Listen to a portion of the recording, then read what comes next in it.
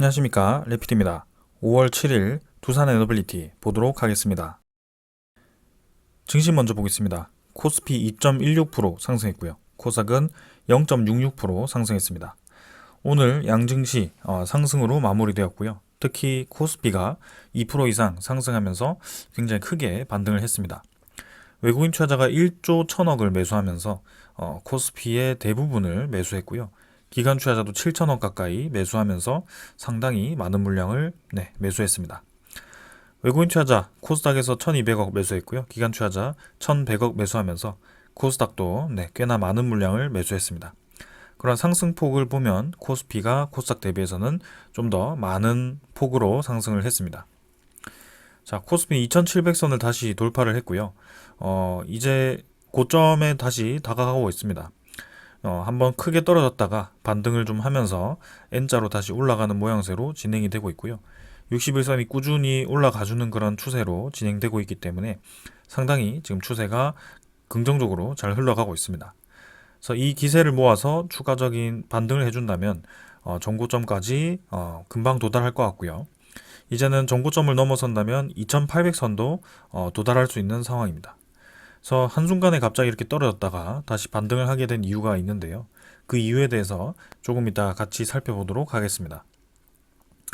투자 수급은 기관 투자자 7,700억 매수하면서 자, 이틀 동안 매수가 별로 없었는데 한번 크게 이렇게 매수가 들어왔습니다. 근데 금융 투자 위주로의 매수가 강하게 들어왔기 때문에 사실 뭐 크게 이 좋은 물량이 들어왔다라고 보기는 좀 어렵고요. 대신 뭐 외국인 투자자가 지금 연속적으로 계속 매수를 하고 있다는 것은 상당히 긍정적으로 보입니다. 그래서 좋지 않은 그런 상황이 이어지면서 좀 코스피에서 외국인 투자자가 좀 이탈하는 모양새도 나왔었는데요. 그게 지금 4월 26일부터 해서 다시 금방 물량을 또 채워 넣으면서 아주 좋은 흐름이 만들어지고 있습니다. 그래서 5월 이제 7일이었고 내일과 내일 모레면 이제 옵션 만기일입니다. 옵션 만기 다음에 이 MSCI 리밸런싱 때 이 증시에서 어떤 움직임이 나오는지 외국인 투자자가 포지션을 어떻게 가져가는지 그런 것들 좀 살펴보도록 하겠습니다. 그 다음 코스닥이고요. 코스닥은 870포인트로 진행이 되었습니다. 그래서 저점 찍고 올라가고 있지만 확실히 코스피 대비해서는 좀 약한 움직임이 나오고 있습니다. 오늘은 기술주 위주로의 움직임보다는 좀 이제 삼성전자라든지 SK하이닉스 이런 시가총액 상위 종목 위주로 외국인 투자자가 많은 매수를 진행했고요. 그런 이제 상승폭이 크면서 시가총액이 높은 종목들이 힘을 받으면서 코스피가 올라가는 모습이었습니다. 그래서 코스닥은 조금 더 시간을 두고 봐야 될 것 같고요. 이 코스닥을 견인했던 그런 관련 테마가 아직까지는 힘을 크게 받지 못하고 있기 때문에 이런 상황이 만들어지고 있는 것 같습니다. 기관 투자자는 1100억 매수, 외국인 투자자가 1200억 매수하였고요. 사실 뭐 이렇게 양매수 진행했지만 그동안 꾸준히 들어왔던 물량이 아니었기 때문에 뭐 하루 정도는 매수가 들어왔어도 다음날 바로 매도가 나올 수도 있습니다. 그래서 좀 그런 상황들을 보면서 지켜보겠습니다. 해외 증시도 지금 다우 나스닥 강하게 올라갔고요. 다우는 0.46%, 나스닥은 1.2% 정도 올라갔습니다. 니케이도 1.6% 정도 반등하면서 분위기 괜찮았고요. 상해 중합은 0.2% 정도 반등하였습니다. 환율은 1360원으로 1.5원 정도 반등을 했지만 이번에도 아랫꼬리를 달면서 좀 눌러지는 모습이었습니다. 그래서 확실히 지금 환율이 고점을 찍고 빠르게 지금 눌러지는 모양새로 진행이 되고 있고요. 61선 근처에서 지지를 하고 있는데 여기서 좀 더 지지를 받으면서 상방으로 힘을 받을 것인지 아니면 이전 고점을 찍어 눌리면서 아래로 떨어질 것인지 그게 선택의 기로에 있습니다. 그래서 환율이 어떤 방향으로 움직이는지도 좀 주시를 해보도록 하겠습니다. 자, 지금은 환율의 움직임보다도 조금 더 중요한 점이 있었습니다. 지금 지수 선물보다도 채권의 흐름인데요. 4.45%로 10년물 채권 금리가 지금 4.6%대에서 단숨에 4.4%대로 떨어졌습니다. 지금도 0.7% 정도 하락을 하고 있고요. 고점을 찍고 빠르게 지금 떨어지고 있는 상황입니다. 그래서 이전 전고점을 이제 돌파할지 그런 것들이 좀 우려스러웠는데요. 지금 1년치로 보았을 때는 쌍봉 형태로 좀 아래로 눌러지는 모양새로 진행되었고 이 부분은 아주 긍정적인 흐름으로 나타났습니다. 4.8% 정도에서 지금 4.7%, 4.6% 점점 이렇게 고점을 낮춰가면서 지금 아래로 눌러지는 모양새고요.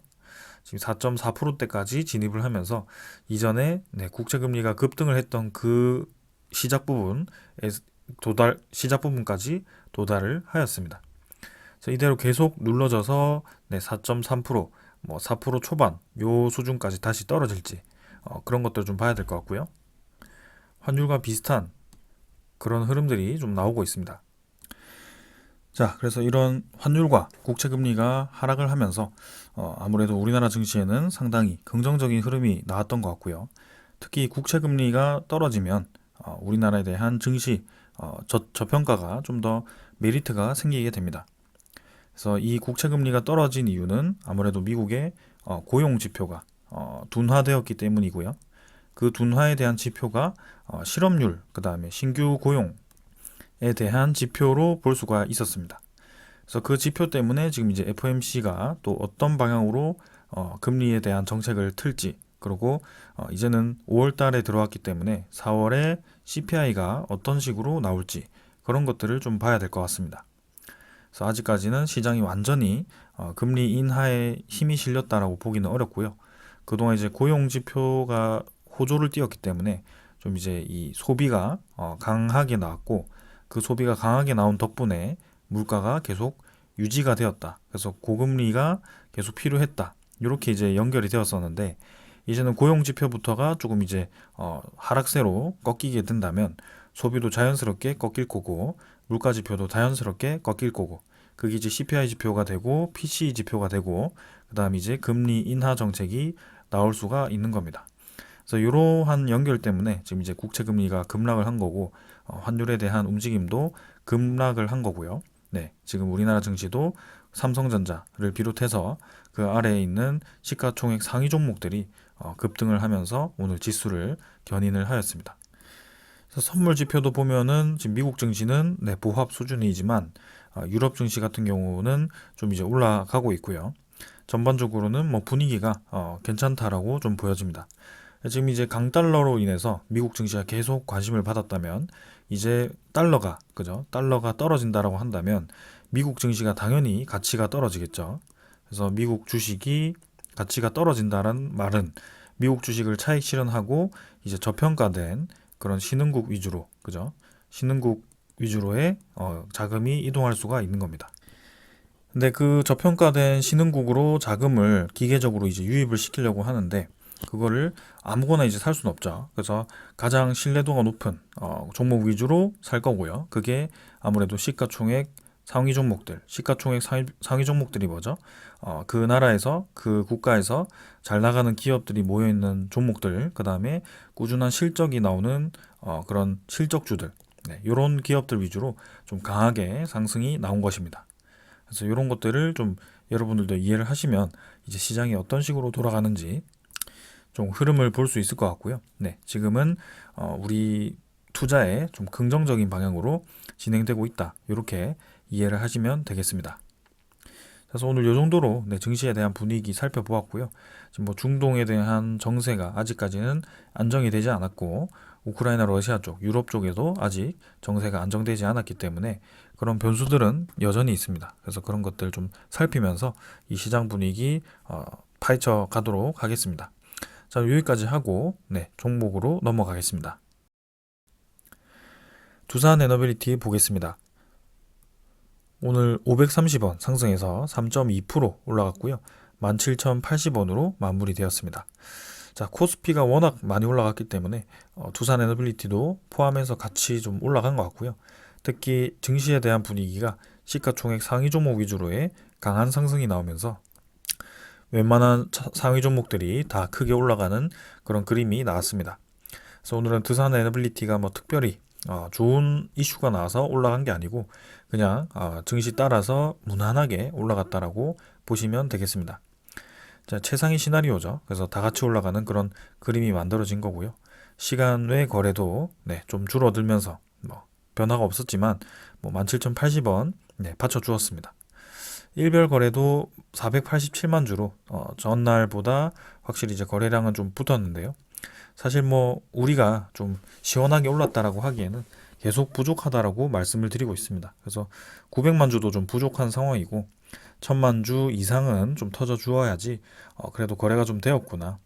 지금 두산 에너빌리티의 총 주식 수가 6억 4천만 주이기 때문에 그 640만 주 정도는 되어야지 1%거든요. 그래서 거래 회전율이 1%도 지금 되지 않는 거래량이 계속 나오고 있다. 사실 뭐 특별하게 이 주요한 이 수급들이 대부분 움직이지 않고 그냥 적은 물량으로만 주가가 올라갔다가 떨어졌다가를 반복을 하면서 그 안에서 계속 갇혀 있는 그런 모습이 나오고 있습니다. 근데 그 작업을 왜 하느냐? 그게 이제 지금 우리는 뭐 정확하게는 알 수 없지만 그 작업을 통해서 누군가는 물량이 계속 이렇게 늘어나는 그래프를 우리는 볼 수가 있습니다. 그래서 그 작업 안에서 이 투자자들이 그 작업을 하는지는 모르겠지만 그 작업 와중에 누군가는 물량을 아주 많이 지금 매수를 해놓은 상태이다. 뭐 중간중간에 오르락 내리락 하지만 결국에는 시작점과 끝점을 연결하면 둘 다 평균적으로는 상당히 많은 물량을 확보해 놓은 상황입니다. 자, 그래서 우리도 그 흐름에 맞게 결국에는 떨어지면 매수하자라는 상황인 거고요.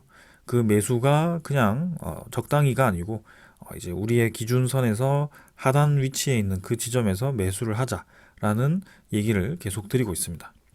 누군가는 이제 여기를 못 버티고 또 익절을 했거나 익절이 아니고 그냥 아예 손절을 하거나 그렇게 빠져나간 사람들도 있겠지만 결국에는 다시 이렇게 또 V자로 올라오는 그런 상황이 만들어진 거고요. 사실 이때까지만 하더라도 지금 뭐 두산 에너빌리티가 완전히 이제 무너질 법한 그런 모습이었습니다. 왜냐? 지금 이 두산 에너빌리티의 주요 사업에는 좀 분리할 수 있는 그런 이벤트가 하나가 여기 정치적인 이벤트가 하나 나왔었던 거고요. 그 다음에 이제 물량이 쏟아지면서 이 코스피에 대한 좋지 않은 분위기로 이렇게 하락을 했었던 거고요. 근데 그 뒤로 급등을 하면서 이런 반전이 있는 흐름이 만들어진 겁니다. 누군가는 이렇게 매도를 했지만 사실 거래도 크게 없었고요. 결국에는 꾸준한 매수가 이어지면서 잠깐 이렇게 적은 물량으로 주가를 푹 눌려놓고 또 많은 매수를 할 수 있는 그런 자리를 만들어서 다시 이렇게 주가를 되돌려 놓는 그런 상황이 만들어졌습니다. 가만 보면 요 구간을 삭제를 하면 우리가 보았을 때는 전체적으로는 추세가 뭐 무난하게 60일선을 디디면서 올라가주는 그런 그림이 만들어진 겁니다. 그래서 전혀 지금 우리가 흔들릴 필요가 없었던 그런 상황이었고요. 이제는 60일선 완전히 위로 들었고 21선도 위로 들기 시작했고요. 121선도 점점 위로 꺾이고 있습니다. 장기적인 이평선들이 모인 지점에서 위로 지금 향하고 있다는 것은 추세 자체가 위로 꺾여 있다는 뜻이고요. 이제는 한번 힘을 받으면 올라갈 수 있는 그림이 만들어졌다라고 볼 수 있겠습니다. 그래서 음운구름을 돌파하고 양운구름을 이제 이 안에 두고 있는데요. 여기서 양운구름까지 돌파를 하면서 전고점까지 이제 도달을 빠르게 할지 아니면 여기서 좀 쉬어갈지 그걸 봐야 되겠는데 일단은 오늘 코스피에 대한 수급 그 다음에 옵션 만기 전전날에 이런 상승이 나왔다는 것은 또 옵션 만기까지 또 강한 상승이 이전처럼 또 나올 수 있다. 왜냐하면 두산 에너빌리티는 항상 그 만기일 때마다 좀 그런 움직임이 나왔었던 종목입니다. 그래서 이번에도 만기를 찍고 고점을 찍고 이렇게 툭 떨어질 것인가 아니면 이제는 이 MSCI 리밸런싱 흐름까지 타서 쭉 갈 것인가. 근데 우리가 기다리는 주요한 이벤트는 6월 달에 있기 때문에 아직까지는 주가가 급등을 하기에는 좀 무리가 있거든요. 그래서 만약에 이제 내일 모레 바짝 올라가 준다면 또 이제 옵션 만기 특수로 이렇게 올라갔다라고 볼 수가 있을 것 같고 적당하게 이제 하락을 끝내고 이제 6월 말과 7월 달에 있는 그런 이 주요한 이벤트 이슈를 좀 기다리면 될 것 같습니다. 근데 지금 이제 그 이벤트 전에 중간에 이제 이벤트 하나 더 들어왔죠. 5월 중순에 UAE 대통령이 우리나라를 방문하게 됩니다. 그래서 그 UAE 대통령이 방한을 해서 이 의제 중에 하나가 지금 원자력 발전에 대한 신규 건설 이 포함이 되어 있을 걸로 예상이 되는데요. 그게 이제 우리나라에 뭐 우선 협상자로 두겠다 이게 아니라 거기에 이제 입찰 요청이라든지 이 유리한 조건을 제시할 수도 있습니다. 그래서 그런 것들을 좀 이제 눈여겨서 봐야 될 것 같고요. 그때 이제 이 원자력 발전 관련 소식 이외에도 다른 투자 소식도 들려올 수도 있기 때문에 좀 좋은 방향으로 생각해 볼 수 있을 것 같습니다. 그래서 중순이기 때문에 지금 이번 주는 넘어가고 다음 주 정도에 그 방안을 할 수 있을 것 같고요. 구체적인 일정은 아직 정확하게 나오지 않았기 때문에 한번 기다려 보도록 하겠습니다. 아무튼 지금 주가는 올라가서 괜찮은 흐름이고요.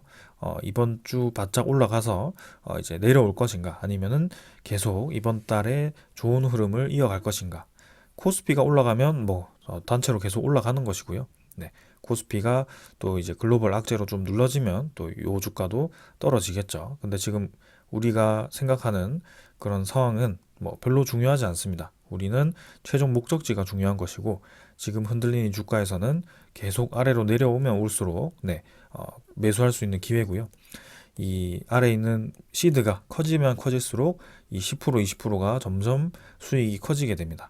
그래서 확실한 자리에서 지금 우리는 계속 이 물량을 모아왔던 것이고 이제는 그 이전 벽을 뚫기만을 기다리고 있는 상황입니다. 그래서 그 벽을 뚫을 때 소식들이 이 1년 전과 지금은 완전히 다른 상황이기 때문에 조금 더 기대를 해봐도 될 것 같다라는 생각입니다. 자, 그 다음 이제 차트는 이 정도로 보고요. 투자 수급입니다. 기관 투자자가 30만 주 매수했고요. 외국인 투자자가 182만 주를 매수했습니다. 자, 오늘 기관 투자자, 외국인 투자자가 코스피 전체에서도 상당히 많은 물량을 매수했었는데요. 특히 외국인 투자자가 지금 180만 주까지 두산 에너빌리티를 장중에 매수를 하면서 상당히 강한 매수세를 또 보여주었습니다. 그래서 이전에 100만 주 가까이를 또 갑작스럽게 매수한 적이 있었는데요. 지금 그 이상으로 훨씬 많은 물량을 또 하루 만에 매수를 하였습니다. 기관 투자자도 금융 투자가 대부분의 물량을 매수하긴 했지만 꽤나 이제 물량이 붙어 주었고요. 그 외에 뭐 나머지 투자자들은 연기금 투자자 4만 9천 주 매수 이 정도를 제외하고는 특별하게 움직임이 없었습니다. 그래서 연기금 투자자도 매도를 끝냈고요. 매수를 꾸준히 이어가고 있습니다. 이 외국인 투자자도 지금 뭐 하루가 멀다 하고 계속 매수를 하고 있는 상황이고요. 이 그래프가 점점 올라가는 추세가 가팔라지고 있습니다. 그래서 이 지분율을 어디까지 늘릴지도 상당히 좀 기대가 되고 특히 5월달이 MSCI 반기 리밸런싱이라는 점에서 조금 더 강한 매수세가 이어질 걸로 또 기대가 됩니다. 자, 그래서 차트는 이 정도로 좀 보고 수급까지 보았고요. 국매도 장구도 한번 같이 살펴보도록 하겠습니다. 자, 국매도 장구가 별로 변화가 없었는데요. 지금 전전날부터 좀 상환이 시작되더니 560만 주에서 지금 478만 주까지 3일 연속 감소를 하였습니다. 그래서 전날 대비 30만 주, 한 40만 주 가까이가 줄어들었고요. 400만 주대로 정말 오랜만에 다시 국매도 장구가 진입을 했습니다. 그래서 4월 말까지 이제 상환이 되었을 거라고 좀 생각이 되었는데 그 뒤에도 지금 추가적으로 국매도 장구가 줄기 시작했다는 것이 꽤나 이제 인상이 깊었고요. 여기서 이제 추가적으로 국매도 상환이 공격적으로 진행이 되었을지 특히 오늘 외국인 투자자가 상당히 많은 물량을 매수한 걸로 보여지는데 이 날에 또 국매도 상환이 대량으로 이루어졌을지 그런 것들을 좀 살펴보도록 하겠습니다. 그럼 만약에 이제 이틀 뒤에 또 살펴보았을 때 국매도 장구가 대량으로 상환이 되어서 이제 400만 주 아래로 떨어졌다라고 한다면 국매도 대량 보유자가 모건슬리가 있었는데 그 모건슬리가 사라졌을지 그런 것들을 좀 살펴보도록 하겠습니다. 네, 오늘 대차 장구부터 일단 추가적으로 보도록 하겠습니다. 자, 대차 장구도 지금 계속 상환이 진행되었었고요. 오늘도 상환이 일부 진행이 되었습니다. 그래서 체결과 상환이 비슷했지만 상환이 조금 더 많아서 5만 주 정도 상환이 되었고요. 2215만 주로 조금 줄어들었습니다. 대차 잔고도 계속 줄고 있고 공매도 잔고도 같이 줄어드는 상황이라서 상당히 좀 분위기가 괜찮다라고 생각이 들고요. 거기에 증시 분위기까지 좀 올라가는 방향으로 진행이 되고 있기 때문에 좀 이번에 좀 힘을 받아서 2만 원을 좀 돌파를 했으면 하는 바람입니다. 자, 그 다음에 이제 종목 상세를 보시더라도 지금 외국인 투자자가 182만 주에서 214만 주로 또 추가적으로 한 30만 주가 더 붙었습니다. 전일도 매수가 들어왔고 지금 210만 주가 매수가 들어와 주면서 18.79%까지 외국인 보유율이 엄청나게 상승을 하였습니다. 그래서 계속해서 외국인 투자자에 대한 보유율은 올라가고 있고요. 이 그래프 상에서만 보더라도 계속해서 외국인 투자자가 공격적인 매수를 하고 있구나라고 볼 수가 있습니다. 특히 주가가 떨어지고 횡보하는 그 과정 속에서의 이 물량 매수는 상당히 인상이 깊었고요. 지금 이 13,350원에서부터 17,080원까지 올라오는데 정말 오래 걸렸지만 그 외국인 투자자가 늘린 보유량을 보시면 이때는 이제 한 10% 수준에서부터 18%까지 거의 8%를 매수를 하였습니다. 이 두산 에너빌리티 주식 수가 6억 4천만 주기 때문에 1%당 640만 주라고 한다면 8%면 거의 5천만 주거든요.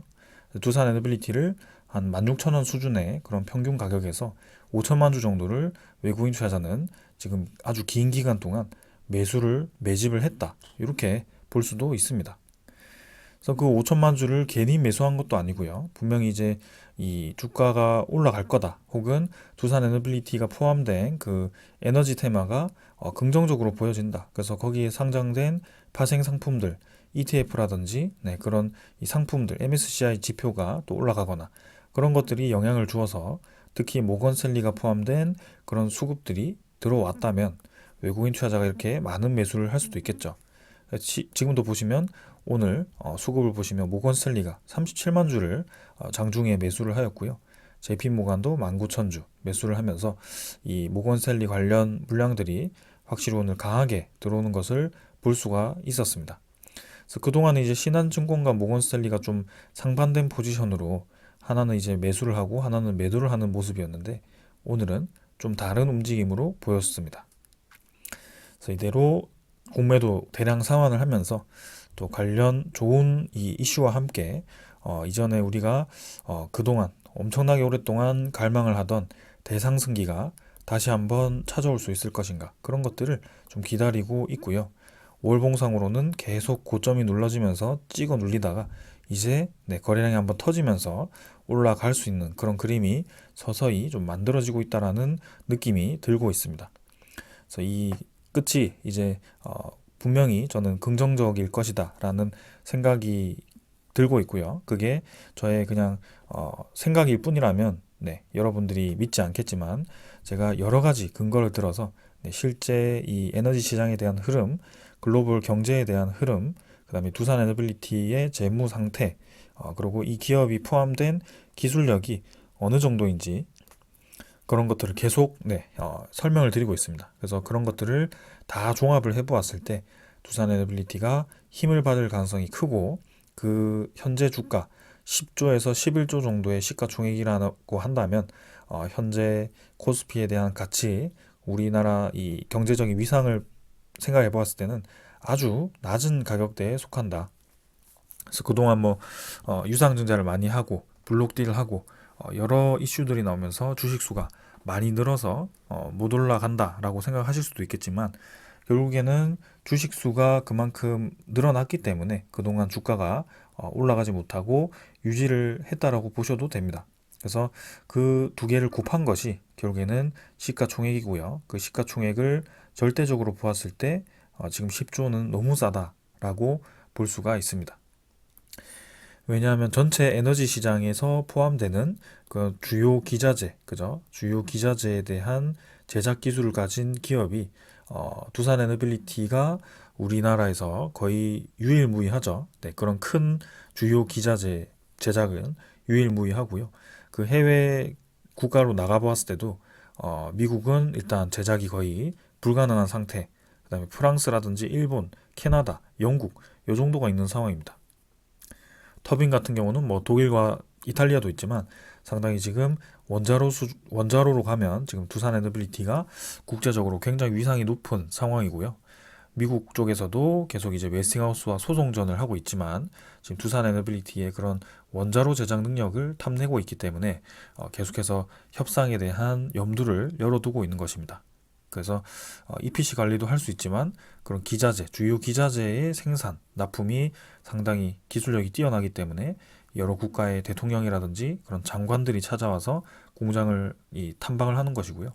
네, 그 기술력이 이제는 사우디, 그다음에 UAE, 뭐 혹은 이 중동 시장 전체, 그다음에 유럽 시장, 아시아 시장, 중앙아시아 이런 쪽에 계속해서 커질 것입니다.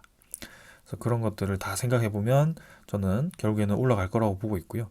그게 뭐 선반영이 언제 될지, 외국인 투자자가 언제 움직일지 그거를 정확하게 집어내라고 하면 저는 사실 그 능력은 없습니다. 그러나 이 기업이 포함된 시장이 성장을 하고 있구나, 그리고 기업이 개선이 되고 있구나, 그 시장이 가능성이 있구나, 요 정도는 제가 판단해 드릴 수는 있습니다.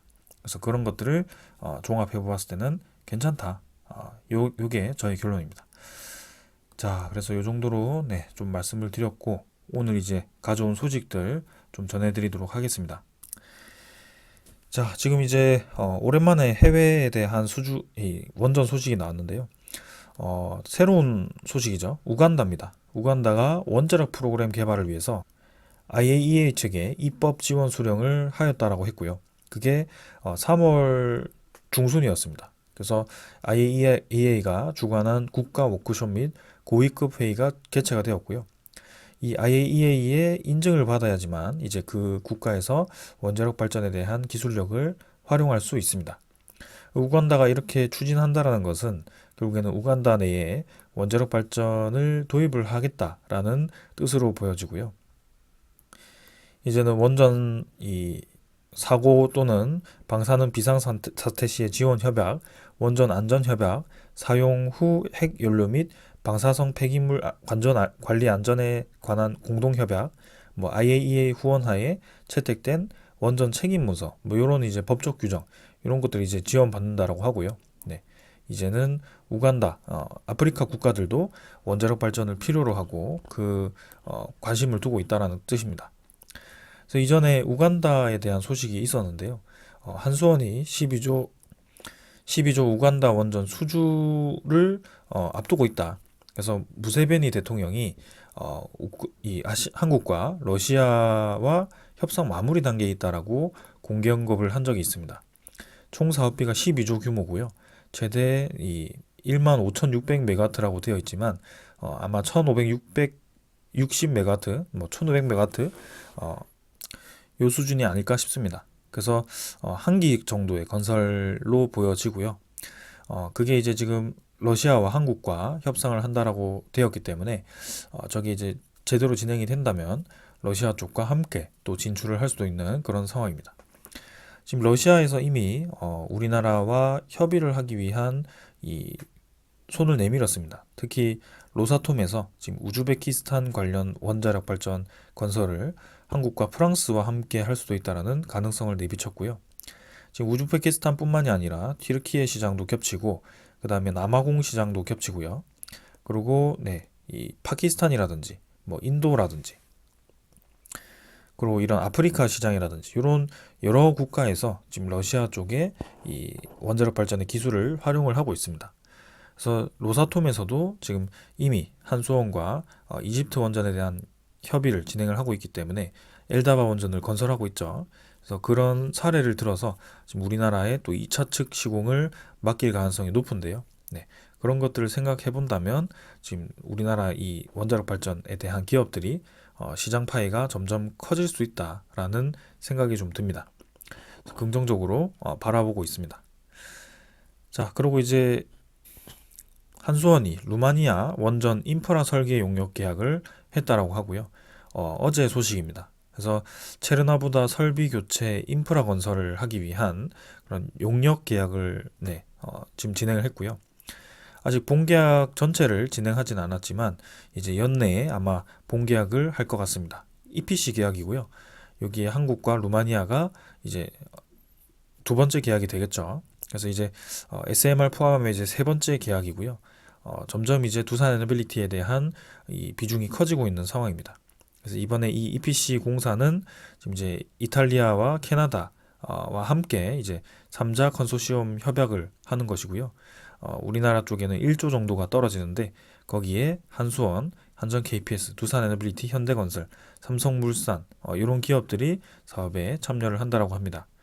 뭐 1조 중에 이제 많이 떨어지진 않겠지만 그래도 확실히 이제 우리나라가 동유럽 쪽에 이제 유럽 시장을 공략하고 있다라는 것이 보여지고요. 이 전체 이 시장에 대한 전체 원전에 대한 수준은 아니지만 일단 기자재 시장을 들어가기 시작했다는 것도 상당히 의미가 있는 것 같습니다. 그래서 이제는 체코 원전이 6월 말에서 7월 중순까지 결과가 발표될 텐데 우리나라가 좀 마지막까지 잘 진행했으면 하는 바람이고요. 만약에 이제 체코 원전이 되지 않더라도 UAE 원전이 있고 폴란드 원전이 있기 때문에 일단 체코는 뭐 반드시 되어야겠죠. 그래서 체코 내기는 우리가 딴다면 지금 뭐 더할 나위 없이 더 좋은 상황입니다. 그래서 마지막까지 프랑스가 변수이기 때문에 어떤 방향으로 이제 흘러갈지 소식이 나오면 추가적인 소식이 나오면 여러분들께 전해드리도록 하겠습니다. 자, 그다음 이제 국내 첫 상업 원전이었던 고리 1호기가 해체 작업에 돌입을 했습니다. 그래서 제염을 시작했다라고 하고요. 제염이라는 것은 방사성 물질을 제거하기 위한 과정입니다. 그래서 개통 제염이 완료가 되면 이 발전소 건물을 철거할 준비를 마치게 되는 것이고, 그래서 제염이 완료된 후에 이제 원안위가 해체를 승인하기 때문에 일단 먼저 진행을 한 것으로 보여집니다. 그래서 해체가 시작되면 이제 이 외부 이 건설물을 하나씩 떼어내고 그 안에 있는 원자로를 이제 하나씩 해체를 하겠죠. 그래서 그 내부에 있는 원자로 해체는 두산 에너빌리티가 또 기술력을 가지고 있기 때문에 그런 것들을 또 이제 수주를 할 가능성이 있고요. 우리나라의 이 첫 번째 해체 실적이 될 수 있기 때문에 상당히 중요하고 또 조심해야 되는 그런 이 상황입니다. 근데 이제 우리나라의 해체가 성공을 한다면 이제 두 번째, 세 번째, 네 번째 줄줄이 나오는 그 해체 이 원전이 점점 이제 실적으로 다가올 것이고요. 그리고 해외에 있는 아직 해체되지 않은 이 원전들도 우리나라가 수주를 할 수 있는 그런 좋은 발판을 마련하는 것입니다. 그래서 이 상황을 지금 이제 좋게 보고 있고요. 이제는 신규 원전 해외 수주, 국내 시장, 그 다음에 SMR 국내 시장, 해외 시장, 그 다음에 원전 해체 시장, 그리고 해체 전에 이제 핵 폐기물 보관 용기 수주 이런 것들이 네 가지 시장으로 크게 나뉘어질 것 같고요. 네, 앞으로 어떤 방향으로 지금 이 시장이 늘어나고 수주가 되는지는 계속해서 주시를 해보도록 하겠습니다. 자, 그리고 이제 우리나라 차관이죠. 이창윤 차관께서 차세대 소형 원자로 상용화를 앞당긴다라고 합니다. 그래서 IAEA가 한국에서 SMR 상용화를 위한 국제 대화를 개최를 했다라고 하고요. 지금 국제적으로 점점 이 SMR에 대한 필요성, 원자력 발전에 대한 필요성이 가속화가 되고 있죠. 왜냐하면 이전까지는 등장하지 않았던 이 AI가 점점 가속화되고 있고 기술력이 수요도 그만큼 늘어나고 있습니다. 그래서 이 AI라는 것은 먼저 이제 선점을 해서 계속해서 이제 데이터를 늘려 나갈수록 이 다른 국가들 대비해서 훨씬 경쟁력이 생기는 것이기 때문에 지금 굉장히 치열하게 경쟁을 하고 있는 상황이고요. 거기에 필요한 것이 당연히 데이터 센터가 될 수밖에 없습니다. 그래서 데이터 센터를 공격적으로 늘리려니까 이 대안이 지금 석탄 발전소, LNG 발전소가 아닌 이 원자력 발전으로 가고 있는 것이고, 특히 위험도가 적고 이 지역에 제약받지 않는 그런 SMR을 점점 관심을 두고 있는 겁니다. 왜냐하면 대형 원전은 냉각시키기 위해서 많은 양의 그런 물이 필요한데 그 냉각이 필요 없을 정도의 자연 냉각으로도 가능한 그런 SMR 모델이 나오고 있기 때문에 이제는 물이 없는 지역에서도 충분히 이렇게 운용이 가능한, 그리고 1000배 정도 위험도가 떨어지는 그런 이 모델을 개발해서 납품을 하는 것으로 되어 있기 때문에 상당히 지금 본격적으로 투자를 하고 있습니다. 자, 그래서 우리나라도 지금 거기에 맞게 이제 상용화를 앞당기기 위해서 준비를 하고 있고요. 올해 상반기 중에 구체적인 실행 방안을 마련해서 발표를 하겠다라고 되어 있습니다.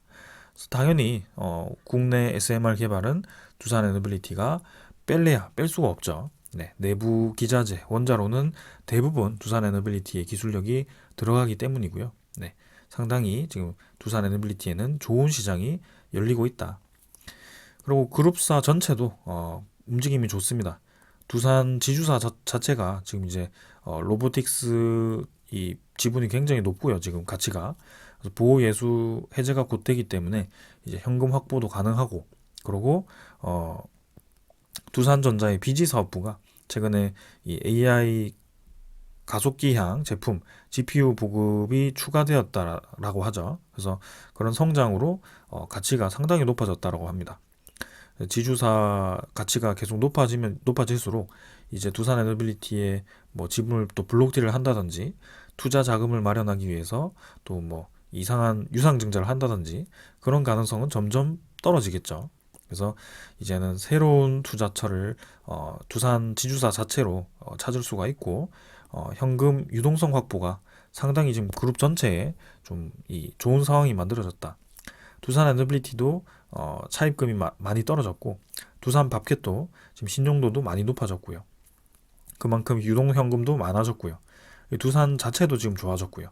로보틱스도 가치가 높고, 네, 지금은 좀 전반적으로 흐름이 굉장히 좋습니다. 근데 마음속으로는 사실 블록딜 했던 지분 일부를 다시 좀 자사주로 두산 에너빌리티에 매입을 했으면 하는 바람인데, 일단은 그렇게까지는 되지는 않을 것 같고요. 네, 그게 어떤 식으로든 네, 그룹사의 좋은 방향으로 간다면 뭐 괜찮을 것 같습니다.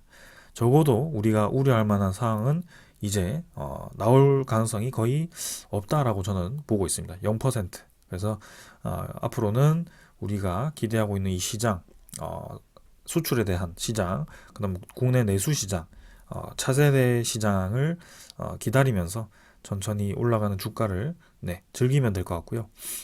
이번 상승은 이제 옵션 만기, MSCI 리밸런싱에 초점을 두고 다음 달에 이제 6월 말에서 7월 정도에 중요한 이벤트, 그리고 5월 중순 중요한 이벤트, 요 두 개 정도 네, 생각하면서 지켜보면 될 것 같습니다.